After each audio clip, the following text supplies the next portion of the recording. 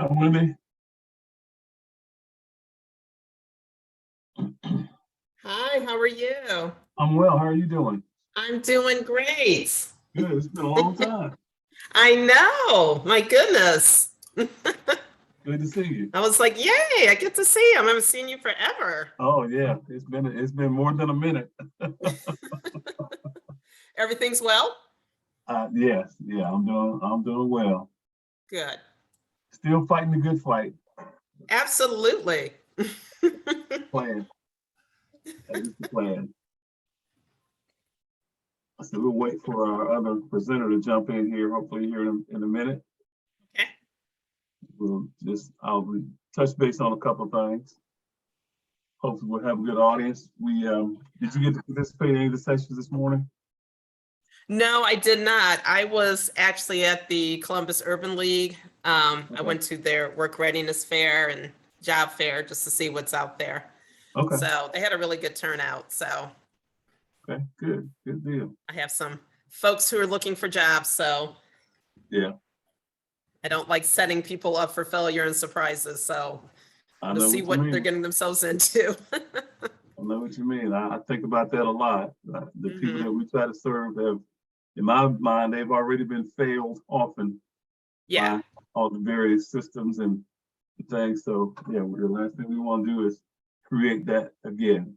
So that frustration. yeah. Did you get to see? I think she's still there. Kim Humphrey. You know Kim? She was not there. I know She who she wasn't is, but there. I didn't get a chance to see her if she did. Okay. So Okay. yeah. Because she retired back in this last spring. Oh, And did then she? she ended up working at she took a position at the Urban League. Yeah. It's kind of hard to let this go. You know, Gets you're in your so blood, used I to think, moving after a around and while. doing all this stuff. Yeah, yeah. I think about that sometimes because I'm eligible to retire now as of last week. Oh, wow. But Congratulations. thank you. But I think about that. I'm like, man, I mean, I have other stuff that I certainly have already kind of dipped my toe in a little bit that I'm doing that I love doing and enjoy doing. But I also really enjoy doing this as well. I Yeah. enjoy trying to help people get things, taken care of. And I think about it even so, not that I'm the only one with connections, but my teammates joke with me and other people do, but over these past years, I've made a lot of connections. And so every Wonderful. time I'm in a conversation or in a meeting and I hear somebody talking about a challenge or something, I don't necessarily have the solution, but I'm always thinking about who I can connect them with, Yeah. that might be able to help, might be able to assist or whatever. Right. And I'm like, even though, I'm not getting any credit or not getting paid any differently, but I think about that, I'm like, obviously someone else will be doing that when I'm not here, but I Right. really enjoy doing that. I enjoy the feeling of connecting person A to Hmm. person B and seeing the outcomes that happen from that. Absolutely. Yeah. Yeah, And sometimes it's just that little nugget of hope, you know what I mean? Or like yeah, they don't know where to go or who to ask. And then, just a little nudge, yeah, sometimes is what people need. So yeah, yeah. Or for when you're sure. having a day, one of those days where, as I call it, when you're kind of tired of people, Oh yeah. and then I had one then somebody yesterday. will, oh, did you? And then someone will come back, something that you did or somebody that you connected, a few weeks or a few months ago will send you a little message saying, hey, everything worked out, Yeah. that kind of stuff. So that's always good. Like I said, it gives you a little encouragement to, Yeah. to continue to work. Like, hey, I'm Right. still Makes you making a remember difference. why you're doing this. Yep. Yes, it does. Definitely. Yes, it does. Awesome. So I think that other screen there is our tech host for the session. So Okay. like I said, hopefully, um, our other, So did you get hopefully, a chance to see any of the other Zooms, classes, well, this meetings? morning, so all of my, not all, but several of my teammates were also were doing sessions this morning. So I jumped in and out of all of their sessions. Hmm. Yeah. So I saw pieces of the opening and then like 3 different sessions. Oh, cool. Yeah. So it was good. It was good. Good Nice. information. Good I'll have to information. go back and watch. Yeah.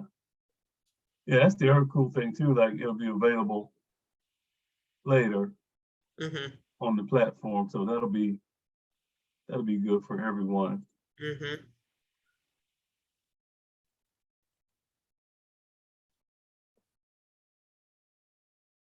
All right. I know Mr. Bowman said he was all set for. Yeah.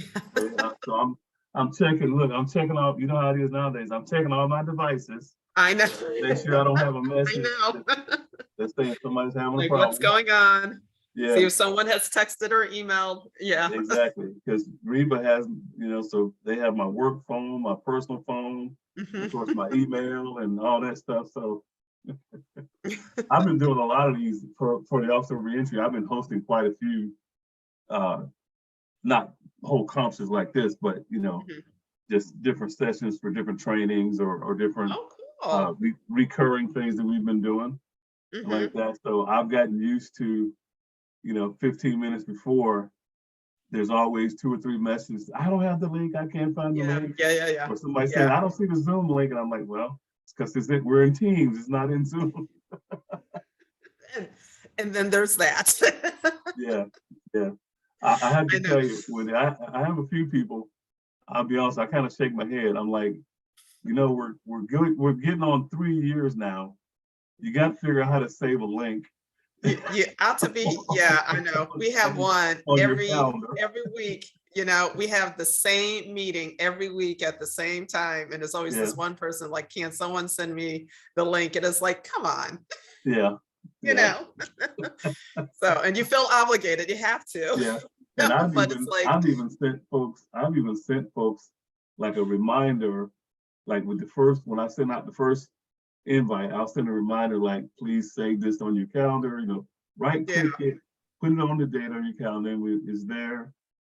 And then a teammate of mine, she and I created, we got a little extra training in Teams because all the state organizations use Teams.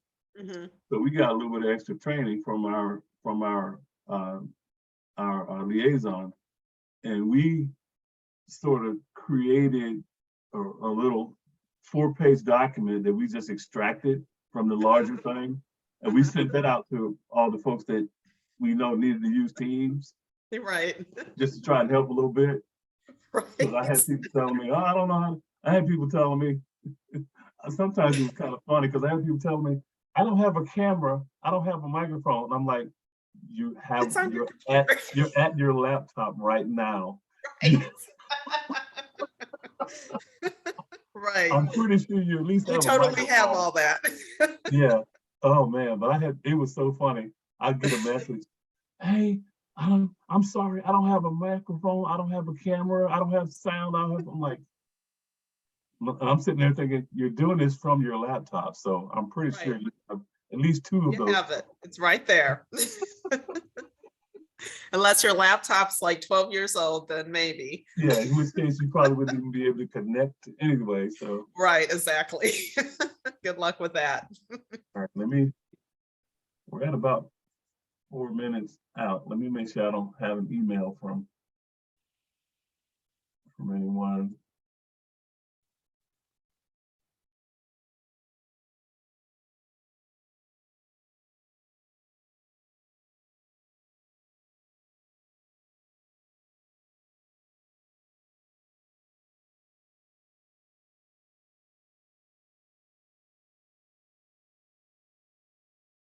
I don't see anything.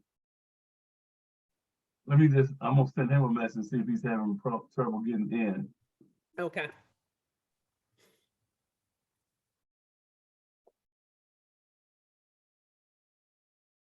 If I can do that. 'Cause we're gonna have guests coming in probably here in another couple minute minutes. or two, yeah. Yeah. Oh, now I gotta find his email again.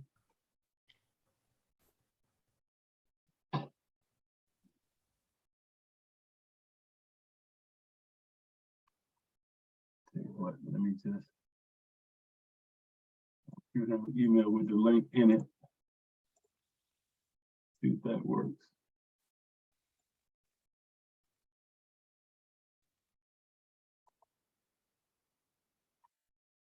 If I can.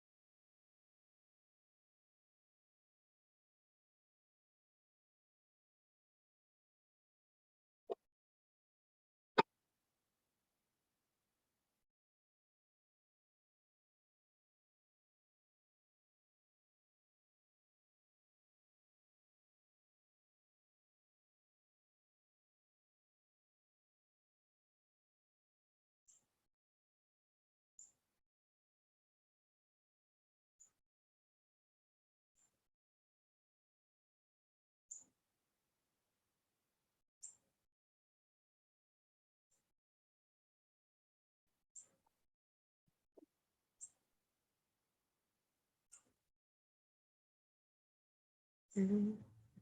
Good afternoon, everyone. We will get started here in just another minute or two. We are waiting for one of our presenters to get into the meeting. So a little bit of a technical um, concern, I think, but we'll be with you shortly. So stand by, please.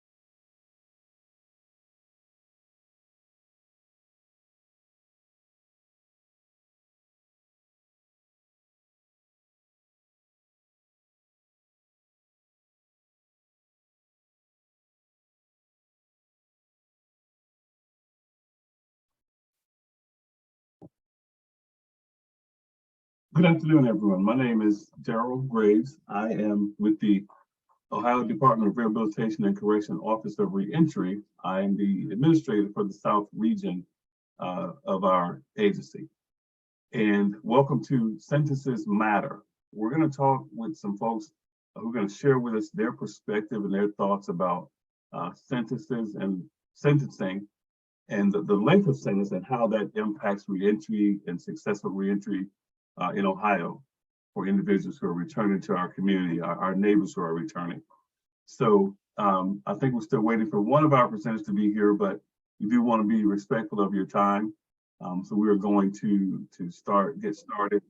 A couple of things to keep in mind. We would ask that you remain off camera and muted during the session.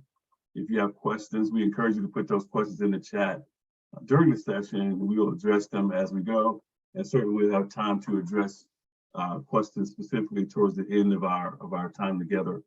So we'll do that. I will also remind you that the session is being recorded.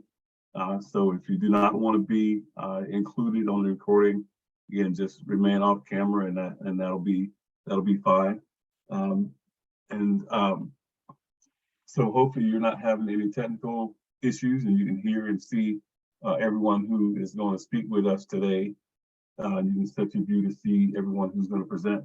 So just a couple of other things to keep in mind. We're going to have our presenters introduce themselves. I'm not going to do a lengthy introduction because part of their introduction will be a little bit about their experiences individually, and then we will have some discussion about what those experiences were and how they relate to the topic for today. And so again, the idea is thinking about it's important for us in the community to understand that when someone is returning, the length of time that a person has spent incarcerated does have some impact on their ability or opportunity to re-enter successfully.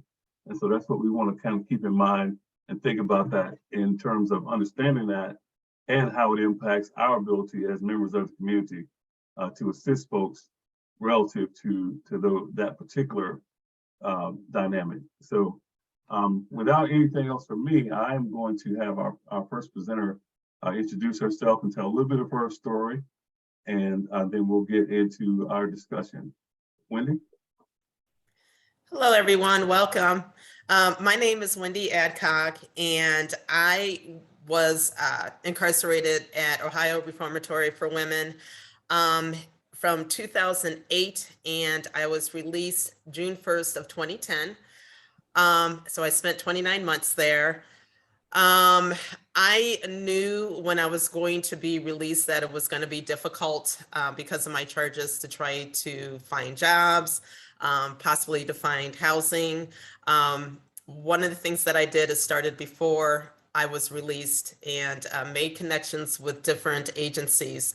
So when I got out, I was able to contact those agencies and have them assist me with moving forward and trying to find a job, trying to find housing, and really just navigating, everything as far as, speaking about my crime and what that means and how I can move beyond that as well too. I own my own small upstart called Fusion Bakery and Cafe. I'm a private chef. A private chef. I actually go into people's houses and I cook for them, do meal planning as well too. I'm also a peer supporter, and my day job, I work for the Office of Justice Policy and Programs. I am their reentry service coordinator. So I go into the jails, work with people to help them figure out what their next move is going to be before they get out. So if they need treatment, if they need housing, family reunification, clothing, Okay. We pretty much try to come up with a treatment plan to help them move forward and keep that plan as they get out and get back into the real world. That's me. Okay, thanks a lot, Wendy. So I think our other presenters still having a little bit of technical difficulty getting in. So when he's able to join us, we will ask him to tell a little bit about himself and kind of dive into our conversation as well. So one of the things that we wanted to talk about when they think about is, can you tell us a little bit about, from your perspective, how the amount of time that you were incarcerated, how that impacted your opportunities for reentry, and kind of your attitude, if you will, about what you needed to do when you returned to the community? Sure. So I spent 29 months, which doesn't sound like a long time. Really wasn't a long time, but it was long enough. Um, I remember when I'll just give you a little example. Technology, just learning about computers and staying updated on that sort of thing is very difficult. So the longer that you've been locked up, it's going to be difficult for you to navigate that. Even with cell phones, I remember getting out and I was in the car with one of my family members and their phone rang and they asked me to answer it. And I'm fumbling around trying to, find the on button and all that. And, so they finally got a little frustrated with me and took it and answered the phone. And I was like, oh my God, I can't even operate a phone anymore. So a lot of that stuff we have to take into consideration when our friends and family are getting released, what that means. I do know when I was incarcerated, we did have like computer classes there, but sadly the equipment was not up to date. It's better than having nothing. But at the same time, if you're trying to get people ready, you need to keep that in mind too. Also, just as far as, things change as far as resumes. So being able to speak upon that, having those experiences as well too. So all of those are very important, and it's going to impact, depending on how long you've been incarcerated, when you get out, what that means for you, that you might have to take a little bit longer to learn those sort of things before you can fully, move forward as well. Thanks, Wendy. Yeah, we certainly recognize that technology is always a challenge, I think, for most of us in a lot of situations. So any questions for Wendy so far? Just keep in mind, if you have questions, feel free to throw those in the chat, and I'll be monitoring that to make sure that we respond or put them to our presenter for discussion. So if you have any questions, make sure you put those there. So something else that we wanted to, looks like Mr. Bowman is here. Good afternoon, sir. How are you?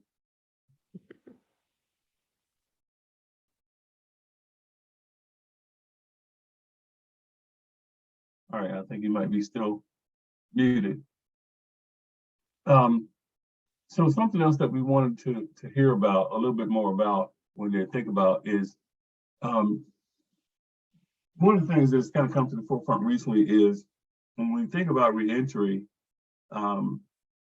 sometimes we often think of it as someone returning to a location or a place or situation or circumstances, but I've kind of come to the conclusion that it's really, in many cases, the person is really stepping into a new life. It's a life that they have not lived before, so they're not returning to an old life. They're entering into a new life and a new existence, if you will.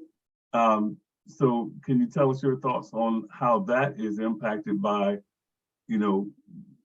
how long a person is incarcerated, and how it might impact the ability of folks in the community, whether it's family or other support folks, to assist them And to understand what's going on. Absolutely. Part of it is also your mental state of mind as well too. When you first get out, well, even before you get out, you're overwhelmed. You may be scared. You're trying to figure out what you need to do, how you need to do it, when you need to do it, all that sort of thing as well. For me, I think the main thing was just trying to get my family to understand that how my life was before has changed. And so trying to navigate this new me in this new scenario as well too. I now have a felony, so I knew that there's certain jobs that I couldn't, I couldn't have anymore. So trying to figure out what my skill set is and what jobs I can apply for, and just, really just sitting down and just trying to figure that out. And it takes a village. It really does. So for me, I had a really good support system, but again, also reaching out to organizations who understand, what we're going through, and they're there to help. So I went through work readiness. My main thing was, trying to explain this to employers, and letting them know that I have changed, and getting them to understand that. So a lot of it is working on yourself. There is some internal stuff that you have to work on. I encourage the people that I work with that definitely you need to go get counseling so you're able to get that stuff away from you, all this internal barrier stuff, so you can work on, moving forward as well too. But trying to get the community at large to understand that it's going to take some time. It doesn't matter to me. I don't think it really matters if you're there 29 months or 20 years. There's still some things that you're going to have to acknowledge and work on when you get out. Thank you. Internal barriers. I want to put a pin there and come back to that.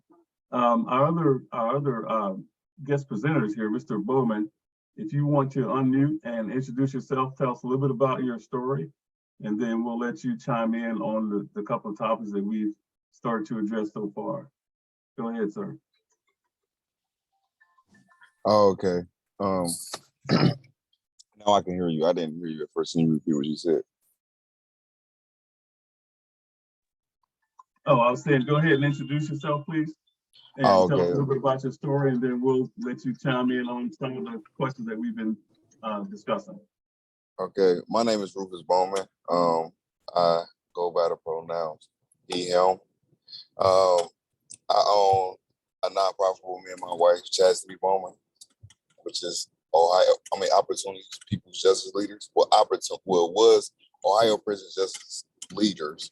Now it's Opportunities People Justice Leaders.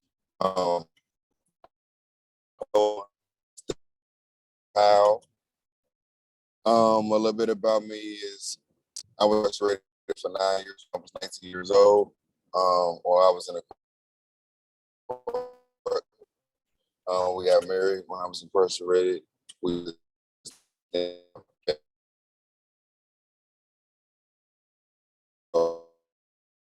We're having a little bit of trouble hearing you.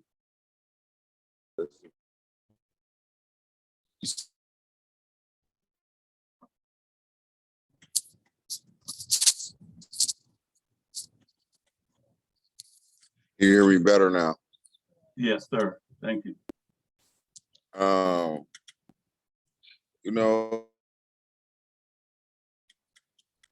don't.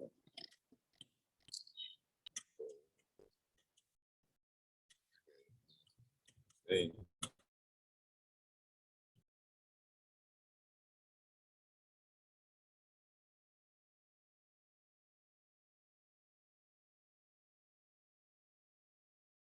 I think we lost your video. Yeah, I just had to take a moment. It's a real moment because this all I've been in jail for 9 years, so this is new to me.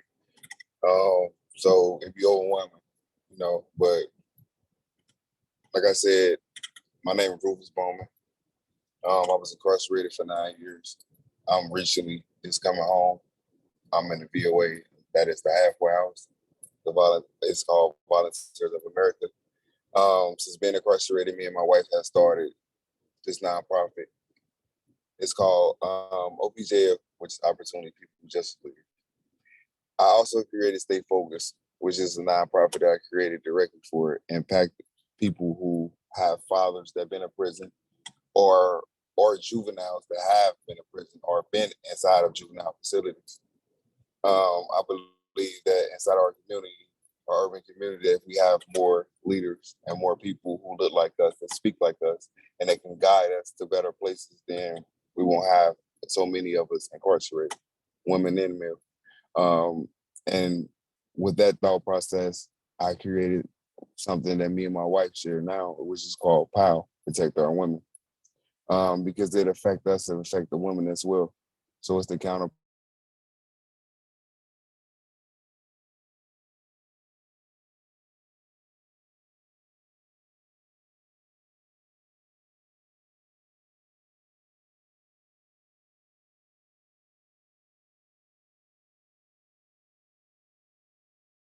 We lost your audio again there.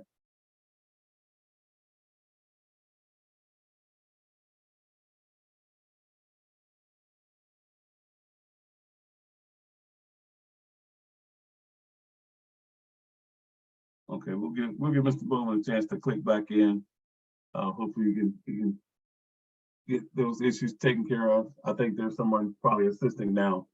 In the meantime, Wendy, you had mentioned you mentioned that you used the term internal barriers. Can you tell us a little bit more about your thoughts on that and how that impacted your reentry? Sure. So for me, it was more have to do with guilt and shame and trying to figure out how to navigate that as well too. Trying to explain that my crime. So I knew there was no way of getting around it, but just trying to have to deal with it and then all that meant. So being overwhelmed, being scared, not really sure what you need to do, being angry sometimes as well too, being frustrated at not being able to find a job. So a lot of that is those internal barriers which get in your way when you're trying to move forward. They can affect relationships, whether it's your family, loved ones, friends, trying to find jobs as well too. So you have to pay attention to those and how you can navigate around those. And also the other thing is important is also having your support system tell you if you're kind of acting some kind of way right now, you need to stop it, figure out what's going on, talk about it. And, being able to have that safe space where you can let somebody know how you're feeling. And also acknowledging that sometimes you just have to sit down and, work through it and then get back up and do what you need to do. But internal barriers, they can certainly wreck a lot of things out here. I remember one of my ridiculous expectations is getting out. And I remember being angry at people who really didn't keep in contact with me when I went to prison, which, that they don't owe me anything. And so for me to think that, oh, you should have, stayed in contact with me is a bit unrealistic. They still had their own life that they had to live, regardless of where I am, so having to come to terms with that as well too, that some of the things that you've lost that you may not be able to get back once you were incarcerated. Okay. So you mentioned being angry sometimes. Mm-hmm. So and you mentioned you spent 29 months. So can you tell us a little bit about, so how far into that 29 months do you think you were before you managed to get past being angry? The anger? Yeah, or did you get past it while you were still incarcerated? I did get past it to a degree. I thought I did. So part of what I did, I realized that, there was a lot of stuff that happened in my life in my early childhood. Not saying that led me to incarceration, but there were some factors that was going on. So I realized for me, this was a good time in my life to actually start to deal with that stuff, so I don't end up coming back here. So I actually was going to see a counselor about once a week and working on that, taking a lot of many different classes doing anger management, all sorts of things, so I can prepare myself when I do get out, because I did know that it was going to be harder. It was going to be different. Not sure how different, but I knew that this was going to be a totally different life than I've ever had before. And getting out, it's harder than you realize. I think, me personally, I can't speak for anyone else. For me, I felt reentry was actually harder than prison.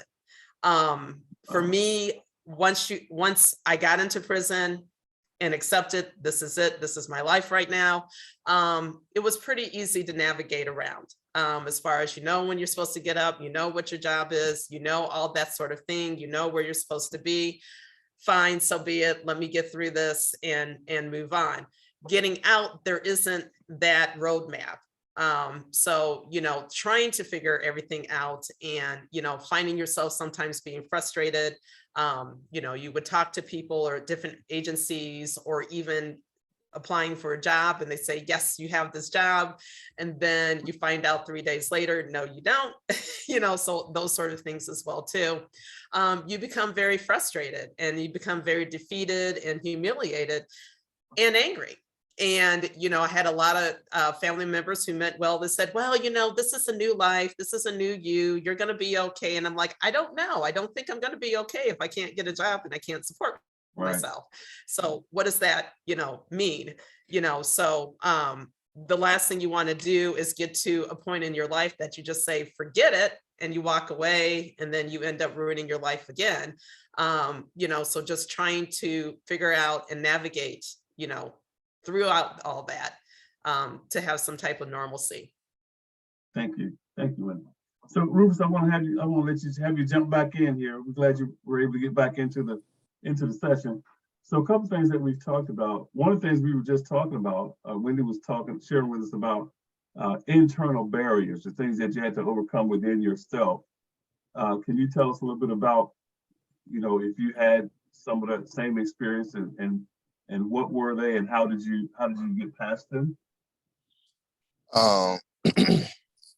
Yes, I had burials, returning home.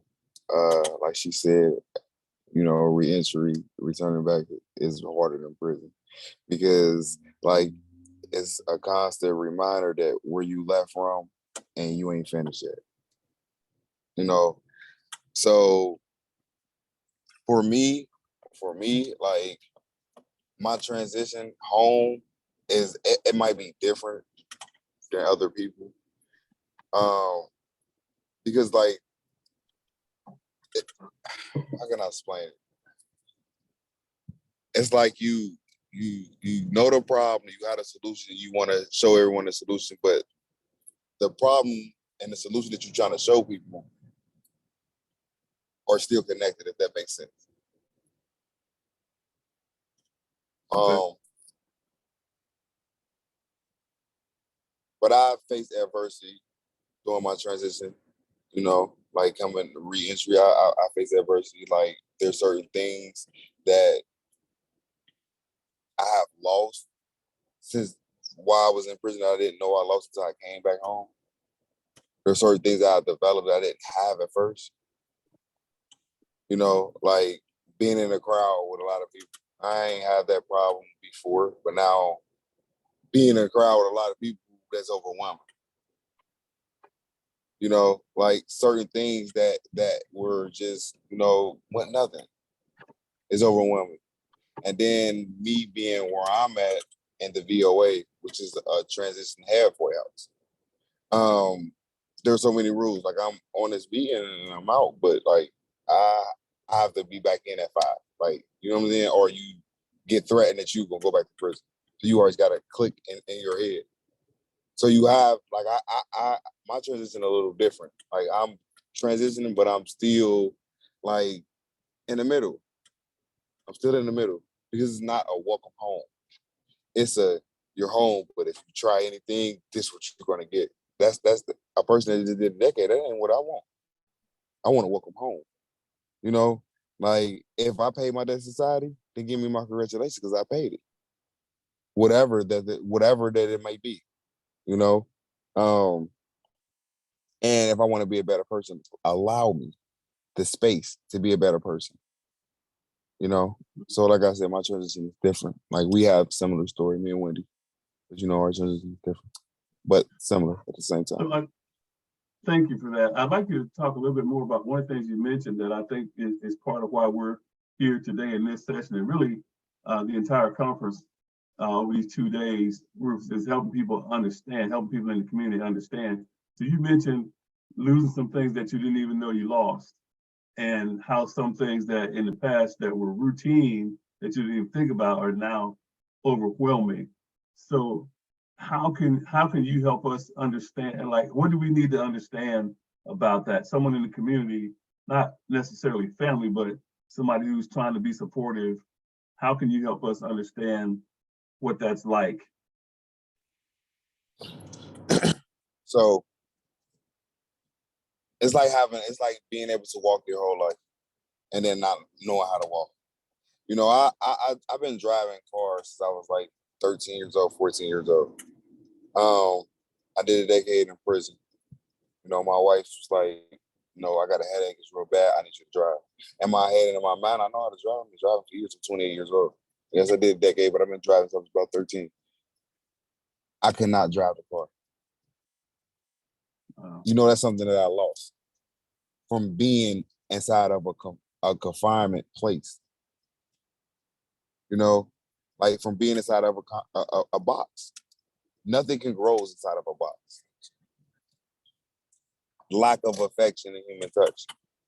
Like nothing can grow inside of a box. So there were parts of me that I lost that I didn't know I lost, but I did. Just being tense. I remember me and my wife, we driving to go get my daughter from school, and I'm holding her hand. She's driving because I just told you the story. So she's driving, I'm holding her hand, and she's like, "Relax." And I don't even know that I'm tense. My whole body is literally tense because I wake up in a tense environment. I go to sleep in a tense environment. I wake up in a tense environment. I go to sleep in a tense environment. Before prison, I wasn't like that.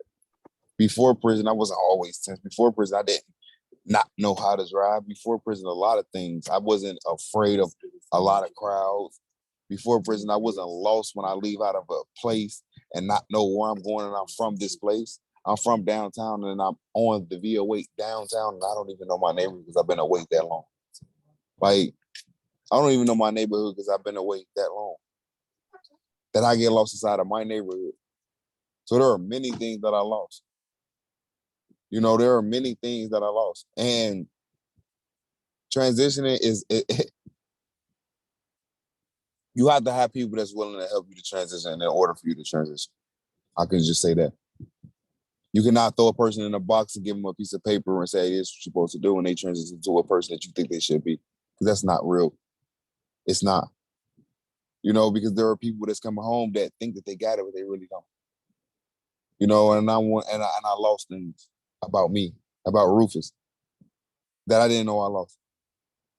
You know, like I speak to my wife sometimes and I speak to her harsh sometimes. And I don't mean to speak to her harsh. I'm used to being around all gentlemen. But we talk to each other rough. You get what I'm saying? I know better than that. I've been raised better than that. You know, and I had to snap myself back sometimes and be like, you know what? I'm tripping. My bad, I apologize. Like, there are things that added on to me that I didn't have. There's traits about me that added on that I didn't have. There's traits about me that I lost that I never, that I used to have. You know? And again, I go back to the transitioning part. The transitioning part, like where I'm at, it's like a baby prison. If you've never been to prison, it's getting you ready for prison. And if you've been to prison, it's like it never changed. You know? The only thing different is I got to go outside for 3 hours. Unless you be 1 minute late, we'll see you back to prison. Don't care what your excuse is. My dad died. I couldn't even sit with my family. My dad died. I came home August the 8th. My dad was deceased August the 14th. I couldn't even sit with my family. They told me to go view the body and come back immediately. They wrote me a ticket for going to a family reunion with my grandma and them. That was right after the funeral. So transitioning and like this whole thing, it don't help the person. It's someone agenda, maybe, but it don't help the person. Because in order to like to make things better, you gotta help that person. You gotta help that person. Right. And you give me a piece of paper, I can't relate to a piece of paper. I can relate to Wendy. She been through what I've been through. Her transition is like I said, we got different transitions, but it's similar. She can relate to me. My transition is the same. You can relate to me. All the people that have been through what we've been through, they can relate because our transitions are the same, or they're similar, or they know someone. They're picks. You know, those are some powerful things. What I take away from that, and I hope our other audience members do as well, is that, you know, often we think about sort of the more obvious things about employment and housing and transportation, those kind of things. But the message I just heard you give us is there's a lot of subtle things that, as you said, you lost those things, and yes. you didn't even know you lost them. And it sounds like you're still kind of identifying some of the things that you lost. And the best way that we can be helpful to you is to try and understand that there's a lot more to it than housing and transportation and employment. There's a lot of other things that we need to be sensitive to, that someone who's been incarcerated, especially for as long as you were, has lost and has experienced, or, you know, or is trying to figure out. So thank you for that. I appreciate that. Any questions from the audience? Let me make sure we don't have anything here. All right, I see a comment there, but I don't see a question. So one of the things that I want to make sure I give you, both of you, a chance to talk about or think about, you know, we talk a lot about hope and giving people hope and those things. So my question that I'd like both of you to share your thinking on is, how did you find, when did you were incarcerated for 29 months, right? So 2.5 years. Rufus for a lot longer. How did you find hope while you were incarcerated? Like, how did you find it, and how did you maintain it? You know, we talked a few minutes ago about internal barriers and internal things. So can you talk to us about how you found hope in prison for yourself, and how did you maintain that? You're muted. Go ahead, Wendy. So I would say for me, again, just working on me, finding out what those internal barriers, and trying to heal from childhood trauma, whatever it is, for me, but also starting to build a support system on the outside as well too. So being able to speak with those people, trying to figure out some goals that I need to set. So really doing all the planning, and also knowing that, I'm not going to be here forever, which is exciting, but also scary. Mr. Bowman, just mentioned that, they give you this little piece of paper about, what you can and can't do, or these are places that you can go. And then you get there and those places don't even exist anymore, or the phone numbers don't exist, or they don't do any of that. So really, for me, just really starting that inside and having those conversations with the family members, and being forthright with them. I don't know who I am anymore. You do lose some things about you that, which is sad, and you don't realize it until you get out. I think sometimes you also gain some other things as well, too. So it's just really just trying to figure out who you are, but, letting your support system know, this is what's going on, this is how I'm feeling. But also, I feel that out here, we need to treat each individual holistically. You don't know entirely what their past was. prison affects everybody differently. Reentry affects everybody differently. And most certainly, if you're in a halfway house, you know, there are still rules that you have to follow. So you're not as free as you would hope that you should be. And so that's a very difficult fine line that you do have to navigate. And I did my whole time because I knew that there's no way I could survive in a halfway house. So I just decided, you know, if I had the opportunity to do my whole time, I was going to do it just in prison, just to be done, because I did not want, you know, someone else still, you know, telling me when I need to come in, you know, all that other, you know, stuff that comes along with that. But being out here and doing the reentry work, I do know that you have to treat each person individually and understand what they're going through, or try to understand what they're going through, and being open to that. And I think so many times that, as Daryl, you mentioned that, you know, we just say, hey, you just got to get out here, you got to get a job, you got to do this. And that may not be the thing that you need to do. You know, you may need to sit down and really work on self and figure out what you need to do next and how you're feeling about this. It is a transition. It's not something that happens overnight. You know, trying to figure out, you know, who you are now and what does that mean? You know, so if you don't, then you still have another internal, or, you know, barrier, you know, or, you know, you're stuck in your own mind. And I've seen that time and time again, though, you know, people have not done the things that they need to do to take care of themselves. And it doesn't work out well. Thank you, Wendy. Rufus, same question, if you could, just how did you find hope and how did you maintain hope? You know, in my fight incarcerated, how I maintain hope in my journey personally is helping.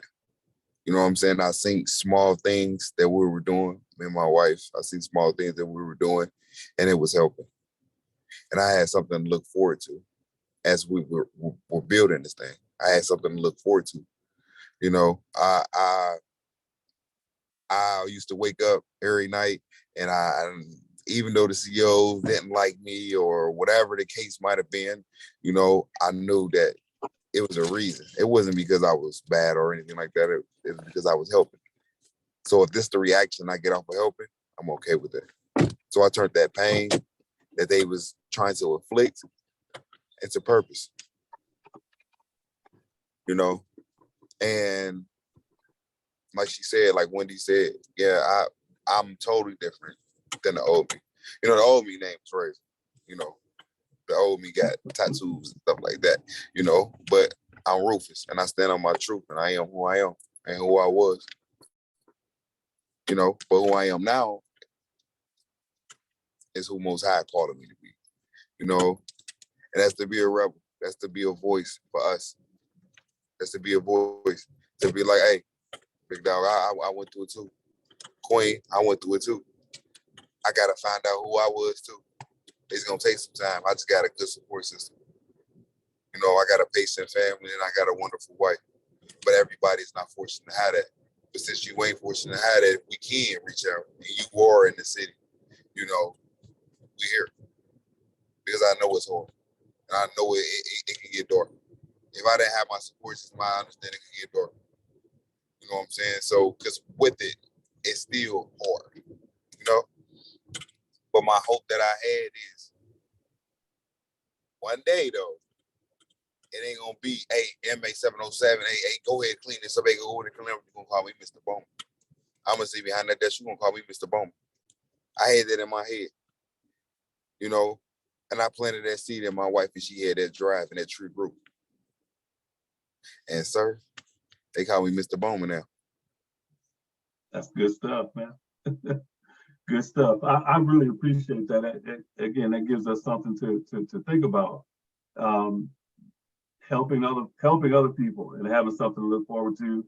When you mentioned the support system, and again, I can't overstate that enough. I'm sure with the importance of helping someone who's incarcerated figure out that they need a support system and creating a support system. They don't have one, Mr. Bowman mentioned, having his wife, but everybody doesn't have that already, kind of in place.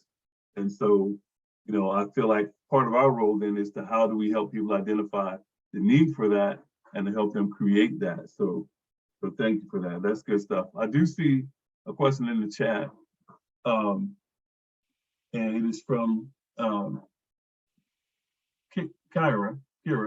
It says, what do prisons do to help you prepare for release, and how many months prior to your release do the supports begin? So you all are pretty far apart. So I'll ask each one of you to kind of tell us what your experience was in that area.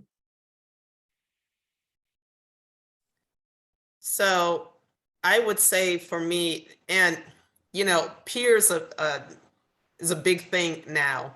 And even 10 years ago, it was just more so you had people out there, who could reach back and to help you.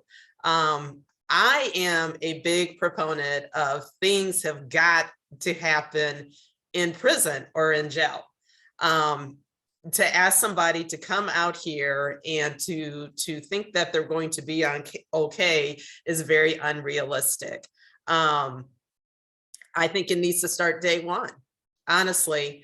Having those peers go in just to give you hope, to allow you to see someone who looks like you and is going through the things that you've been through, and to tell you, yeah, it's going to be hard, but you'll get through it. You'll get through it. You're going to have superior, you're going to have support, all that. I don't think we do enough to prepare people when they get out.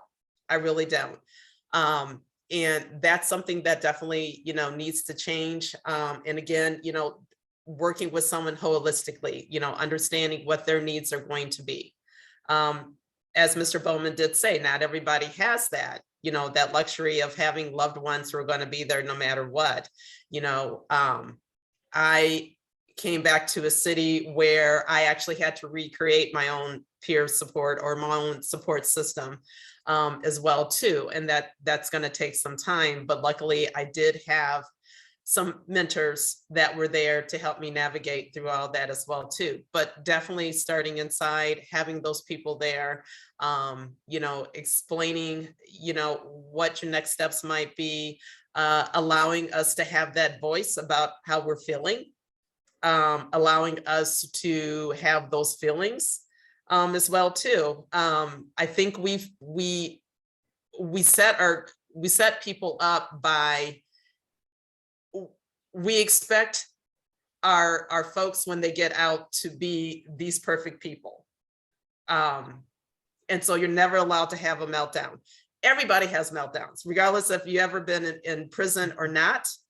Everybody at some point has a meltdown. Everybody gets upset about something. It's okay, it's natural, but we need to allow people to do that and say, okay, understand that you're upset. What can we do to help you? I just feel that sometimes we, as Mr. Bowman said, we put people in this box and then we don't understand why they just go left to center, So again, working with that individual and seeing what they need. But it has to start inside. It definitely has to start inside while you're incarcerated, not when you get out and then, expecting everything to be rosy. It's not going to happen. Thank you, Wendy. Mr. Bowman? Yes. Yeah, when you what you think in your head when you in prison and what's reality is two different things. Like, you think in your head, like, I'm about to go home, I'm ready, but then you realize, like, I've been gone for 10 years. Like, I'm from this, like I said about my neighborhood, I'm from over the Rhine. Like, I'm from over the Rhine. I'm like, man, what is this? What? I don't know. I don't even know where to go. Like, I don't even know how to get to certain places. Not from where I grew up here. So I just want to say this, because it really bothered me. And I didn't even tell nobody, but it really bothered me. I had an opportunity, a great opportunity, to go to Atlanta, to go down there and speak with people who were formerly incarcerated like me, who were sitting on the panel, who were in the audience. You know, I had a chance to go down there and speak. You know, I said I prepped, like I stayed up for it. I made sure I didn't have to make sure I didn't get in trouble because like I'm a grown man, period. So like I studied. I just wanted people. I'm like, this is my opportunity for people to know who I am, like who Rufus Bowman is. You know, some people might have just heard me through my wife. Like this is me, my voice. Now it's my turn. I went to somebody that was higher up. I don't want to say names because I'm still in the BOA, but I went to someone that was higher up and I explained to him. We went back and forth. We had conversations. They said that they was going to try to see what people say about it. Long story short, I didn't get to go. You know, I didn't get to go. My brother ended up going down there at my place. You know, he did 9 years as I did 9 years, but he was fortunate enough to go through this transition before me and be out. So he went down there. It was just an experience for him. You know, it was a great experience for him, and I was happy for him. You know, I just feel like you shouldn't say, hey, we put you in prison and we trying to make you a better person without trying to make that person a better person, without giving that person the opportunities to show you or show themselves or their family, whoever they're trying to show that they are a better person or that they change. You know, and certain things it's not about the community. Sometimes it's about the person. Sometimes it's about the person. Because I needed that. I needed to be around people who been through what I've been through and they empowered. And they like, yeah, we've been through that. We've been through our ups and downs, but I own this. Or I do this. Or I does this. Or I move this or I go this. But like I needed to be around that. You know what I'm saying? Like I need to be around that. People who talk like me to understand and been through what I've been through. So this journey and this journey that I'm going on don't look blurry to me. Because I can see it. You know, like, and they shouldn't, you shouldn't ask certain things out of certain people without giving them the resources or allowing them to attend to certain places or certain things. Because what stopped me from going down there is because of TC policy that I'm not allowed out of the state of Ohio. You know, that's what stopped me from going down there.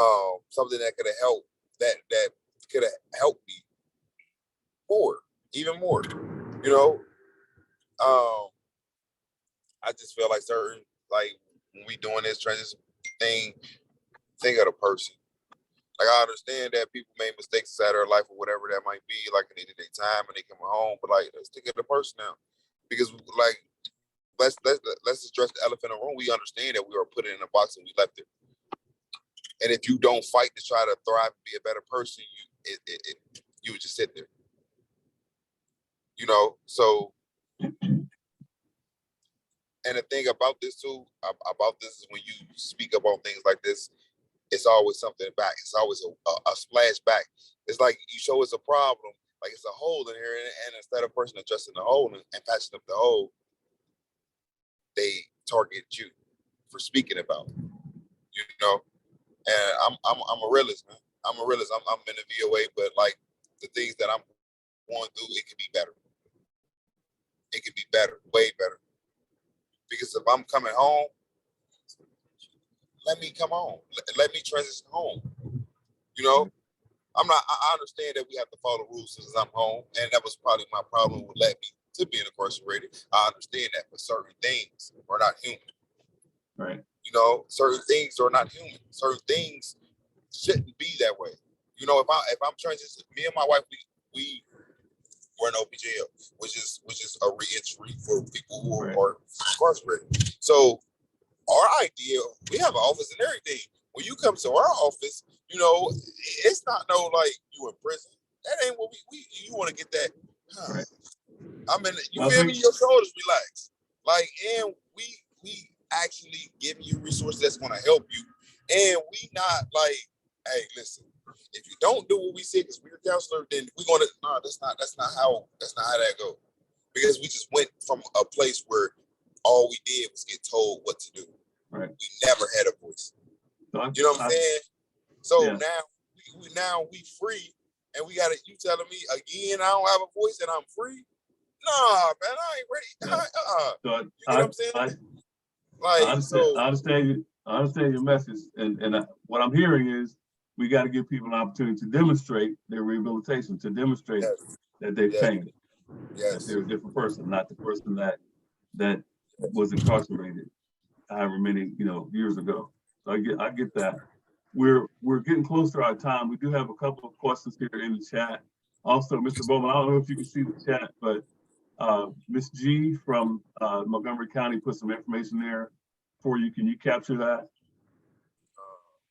If you can, great. If you can't, I can capture it and send it to you via email. yes, I have it. What? You have it? Yes, I have it. Okay, great. So I want to get to one of the questions that I see, and the question is, what do you think about peer support? Would peer support programs inside the facilities be helpful to folks who are re-entering the community? And I know, Wendy, you talked a little bit about peer support. Can you say what you said again? It was breaking up a What little are bit. your thoughts on peer support inside? Okay, so Kyra saying Wendy already addressed that about peer support. Oh, yes. What I can share with you is we don't have folks on the inside who are like certified peer support that you would have in the community. We do have a number of people who were trained just this past, well, it's been almost a year ago now, to do peer mentoring inside facilities. I think we had almost 400 men and women That's who are trained to do peer mentoring inside and to assist folks. And so a lot of them are longer term folks who've been around for a while. Some of them will be released eventually, some will not, but they had a pretty formal training on how to be peer mentors inside the facilities. So that's something that we have definitely kind of acknowledged the need for. And again, they're not like a certified licensed peer counselor like you have on the outside, but they are trained to do peer mentoring inside the facilities. yes, actually that's what state focus is. I'm glad we got to that part. That is wonderful. That's what state focus is. So state focus was designed, I made it up in Toledo. This is when it got birthed inside Toledo. Me, some of the guys who used to be kicking in the gym, we don't know each other from a cannon. We don't know each other at all. And we used to tell each other about our stories, stuff like that, and we helped each other, So I was thinking to myself, like, when I was younger, I used to look up to people who were a little bit older than me, my peers, I guess. I used to look up to certain people, and what made me into who I was in the past was because I was looking up to those people. And I understood that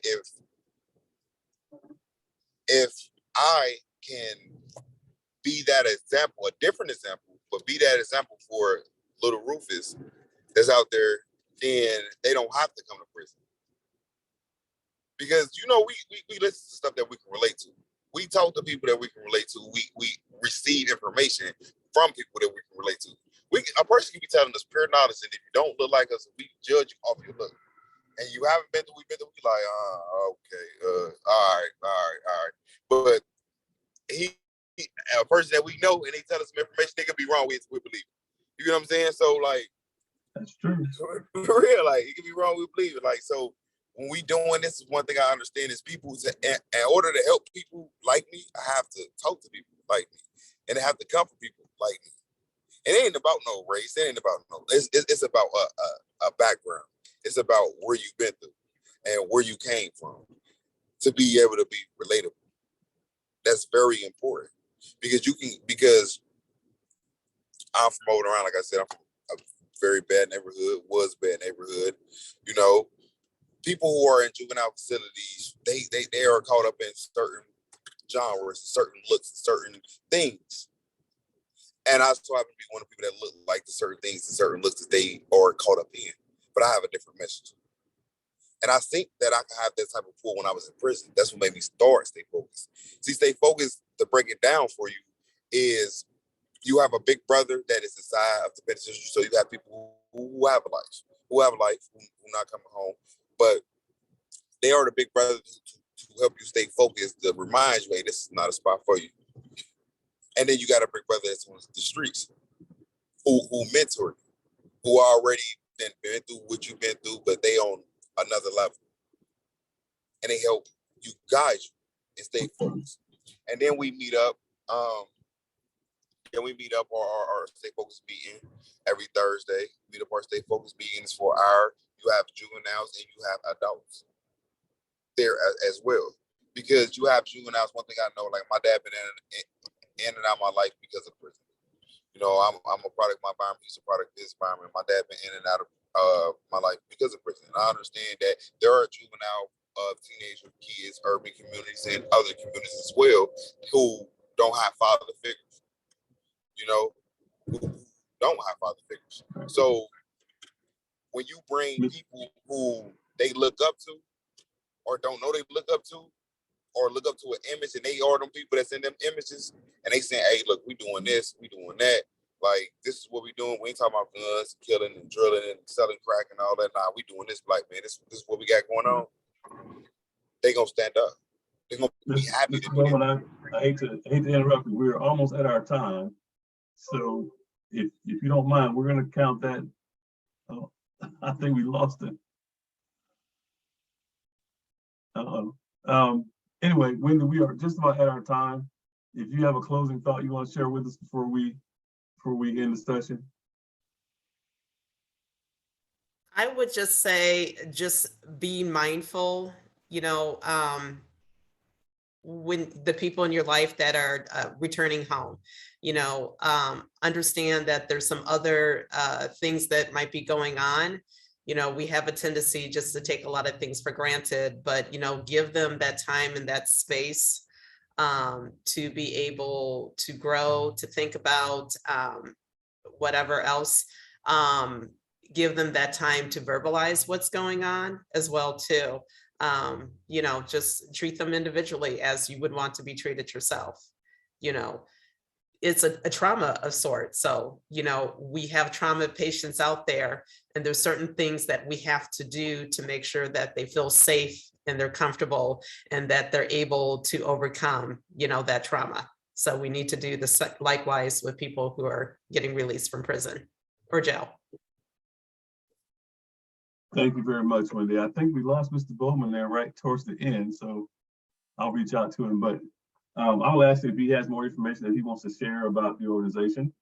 In the meantime, I'll remind everyone that the recording of this session and all the other sessions from the Building Bridges of Opportunity Community Experience will be available shortly after the conclusion of the experience on the Building Bridges platform. You'll see more information about that.